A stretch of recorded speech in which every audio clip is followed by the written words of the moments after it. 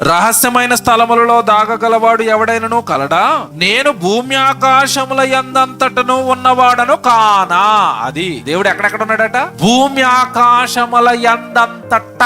ఆ పదం పట్టుకోండి. భూమి ఆకాశములో అందంతట అంటే చీకటిలోనే ఉంటాడు, వెలుగులోనే ఉంటాడు, గాల్లోనే ఉంటాడు, నీటిలోనే ఉంటాడు, మీ ఇంట్లోనే ఉంటాడు, మీ ఇంటి బయట ఉంటాడు, ఊర్లోనే ఉంటాడు, ఊరు అవతల ఉంటాడు, పొలంలో ఉంటాడు, చీకటిలో ఉంటాడు. దేవుడు భూమి ఆకాశముల యందంతటా ఉంటాడు. ఇప్పుడు నువ్వు పాపం చేయడానికి ఎక్కడికి వెళ్తావు? ఆకాశంలోనే ఉన్నాడట, భూమి మీద ఉన్నాడట. ఎప్పుడు ఎక్కడికి వెళ్ళి చేస్తావు పాపం? ఎక్కడికి వెళ్ళి దేవుడికి కనపడకుండా నేరం చేయగలం? మీరు చెప్పండి చేయగలమా? నేనేం చెప్పనండి. చాలా మంది భక్తి ఎలా ఉంటది అంటే, అందరూ ఉన్నప్పుడు మాత్రం మేము చాలా మంచోళ్ళు అండి, మాకు ఏమి తెలియదు, పరమ పవిత్రులు మేము, రేపు యేసుప్రభు వస్తే రెడీగా ఉన్నాం ఎక్కడికి వెళ్ళిపోవడానికి, పరలోకానికి వెళ్ళిపోవడానికి అన్నట్టు ఉంటారు. ప్రజలు ఉన్నప్పుడు, మనుషులు ఉన్నప్పుడు.